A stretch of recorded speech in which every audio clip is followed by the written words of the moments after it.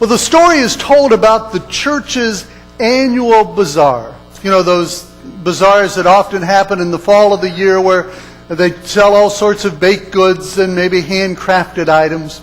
And Mrs. Billings was always known for making the most wonderful cakes. Hers was always one of the first cakes to sell at the bazaar, and this year was no different than any other year, that people expected her to make a fantastic offering with the cake that she baked. But Mrs. Billings had been very busy with her family and doing things in the community, and she was down to the wire before she made her cake for the annual bazaar. Well, she pulled the cake out of the oven only to find that it had fallen. And she didn't have time to bake another one. She didn't have ingredients to make another one. And so what was she to do in order to finish up her cake to take it to the bazaar?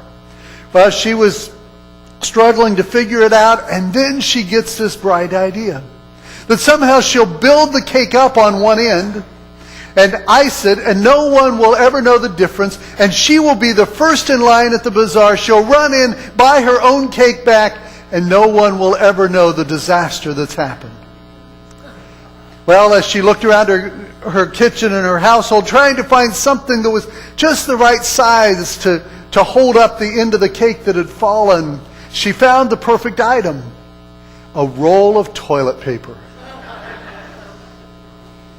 Well, she put the roll of toilet paper in, she iced the cake. It was a beautiful yellow cake, one of her best masterpieces, and she takes it into the bazaar, and then she quickly leaves and gets at the front of the line so she can be the first one in when the doors are open. She's kind of got a smile on her face because she was excited how this was going to work, and the doors open, and she walks in and is mortified because she can't find her cake. She goes from table to table, and nowhere could she find her cake, and she asks the workers what's happened, and they said, well, someone must have come in early and bought it. Well, who bought my cake? And, well, the workers had been so busy they didn't know who had bought her cake. Well, Mrs. Billings left and was so discouraged. She just knew that when that person cut into the cake, they were going to come back to the bazaar and ask who made the cake, and then they would find out it was her, and they would ban her from ever bringing anything made in her kitchen again to a church function. Well, she went home concerned about it, but she had a busy day, and she didn't have much time to dwell on it. She was already late to her next engagement, and she was to go to the mayor's house. The mayor's wife was throwing a reception that day. You're getting ahead of me back here.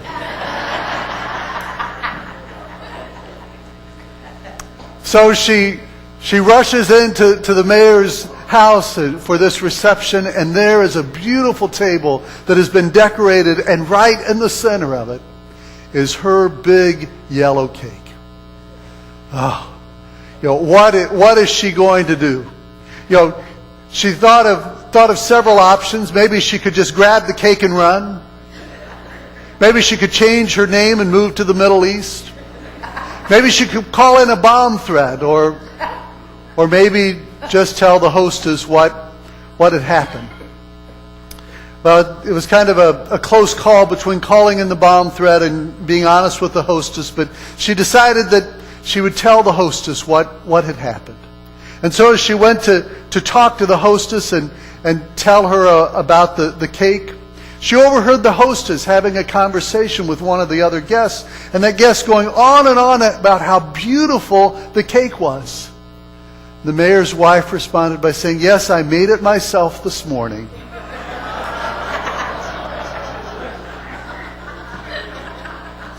With that, Mrs. Billings sat down and enjoyed her fruit cup.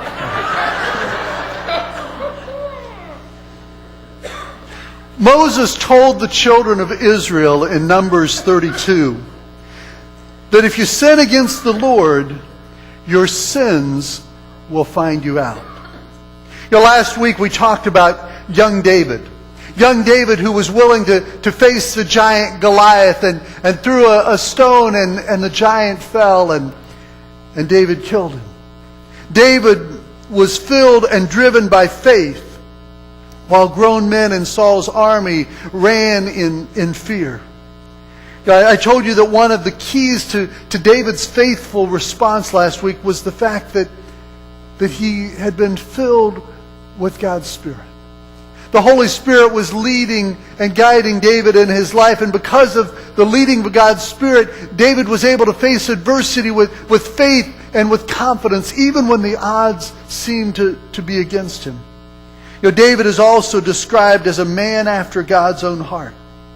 There are times it seemed that there is no one that was closer to God than David. And yet, today we come to a story in David's life that is not a story of great faith. Is not a story of David being a man after God's own heart, but rather today is a story in which David knew the right thing to do, but he chose to do something else. Today we're going to look at the story of David and Bathsheba. Now let me encourage you to go home and read the whole story. You can find it in the book of 2 Samuel, and you can find it in chapters 11 and 12. The story's rather lengthy, and so I'm not going to read the whole thing to you, but I'm going to read parts of it and also tell you the story as found in 2 Samuel. As chapter 11 begins, it says, "In the spring, at the time when kings go off to war, David sent Joab out with the king's men and the whole Israelite army, but David remained in Jerusalem." That was David's first mistake, that he stayed in Jerusalem. We're told that it was springtime, and in this culture, in this day, you know what you do in the springtime. Kings take their armies and go off to war. They try and enlarge their territories and enlarge their conquests. That's just what you did. In our culture, in our day, when springtime comes, farmers go out and prepare their fields. Gardeners plant their gardens. Homeowners go out and plant flowers in their flower beds. That's just what you do in the springtime. But in David's day, it was the season of the year when kings went off to war. But it says that David stayed behind. We don't know why David didn't go with his army. We don't know if he wasn't feeling well.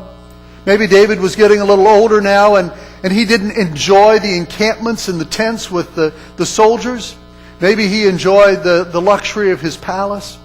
We don't know why it is that David didn't go off to war with the rest of his armies. Maybe they were just fighting a battle that was close enough that he could keep in touch with his commanders by messengers going back and forth to the battlefield.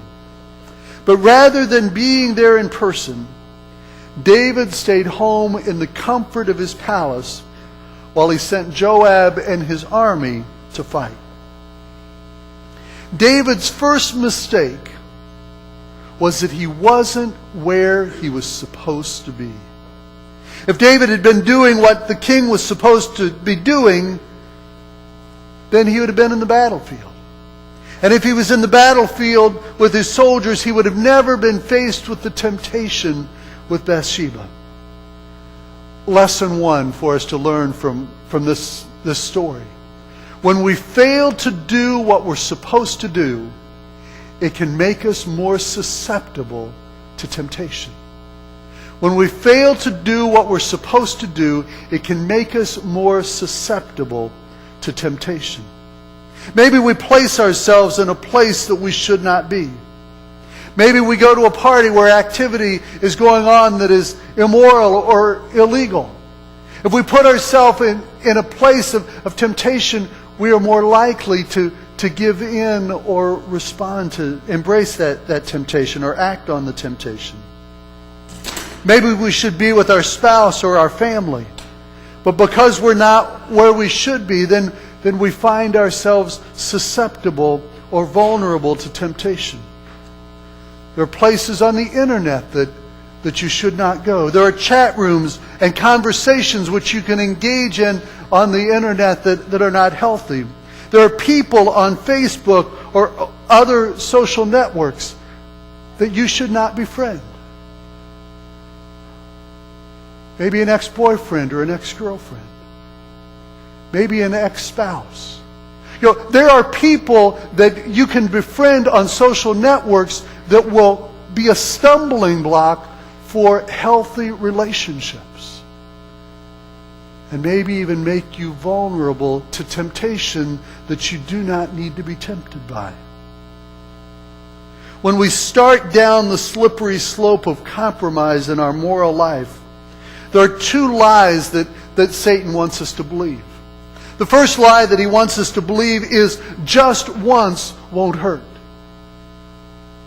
Just once really isn't going to hurt. But the thing is, when we believe the first lie, when we embrace the first lie, then he uses the second one on us. And that is, now that you've ruined your life, you're beyond God's use, and you might as well not even try anymore. Satan, first of all, says, embrace this temptation, embrace this sin. Just once, it's not going to hurt. But then once you've done it once, it's easier to do it a second or third time. It's easy to get down on ourselves and say, well, I've blown it now, and God can't use me. I might as well even stop trying. Some of you remember the old TV show called Hee Haw. Alex, have you ever heard of Hee Haw? I think it was mentioned on It's a Wonderful Life. Okay. Well, I don't think it was. But anyway, on Hee Haw, they did comedy vignettes, and there was a quirky doctor on there. I think it was called Doc Campbell. And a guy came in with a broken arm in two places. And Doc Campbell confronted the patient about how he'd broken his arm, or the fact that he'd broken his arm in two places. And the doctor's advice to him was, well, stay out of those two places. Don't put yourself in places that are going to cause you to trip and fall. Don't put yourself in places that can possibly break you. David was in a place where he should not have been. He was in Jerusalem rather than on the battlefield with his men. And it says that one evening he went out and walked on the roof of his palace overlooking the city. Now, maybe that was King David's equivalent of the internet, because he knew what happened at night was people took a bath on their rooftop. And maybe he was out looking at who was taking a bath, and knowing that most of the men had left Jerusalem because they were all fighting for their king. But at any rate, as David is out looking out from the rooftop of his palace, he views Bathsheba. He asked one of his aides, "Who is this?" And the aide seemed to know who she was. He said, "Well, I think she's so-and-so's daughter, but she's Uriah's wife." David knew that she was married. David knew that it was wrong to invite her to the palace. And yet David did it anyway. He thought that he could hide his sin. He thought that he could cover his tracks. He thought that no one would find out. And maybe that would have been the case, but Bathsheba becomes pregnant. And instead of doing what's right, instead of taking responsibility, instead of confessing what he had done, David continues to try and cover his tracks. And so he sends to the battlefront to have Bathsheba's husband return home for a little R&R. And David thought that that Uriah would go and spend the night with his wife, and then when she was found to be with child, that everyone would think it was because of that night that he'd come home. But Uriah was a man of integrity, and he would not go stay with his wife that night because none of the other soldiers could come home and be with their wife. And so he didn't go home.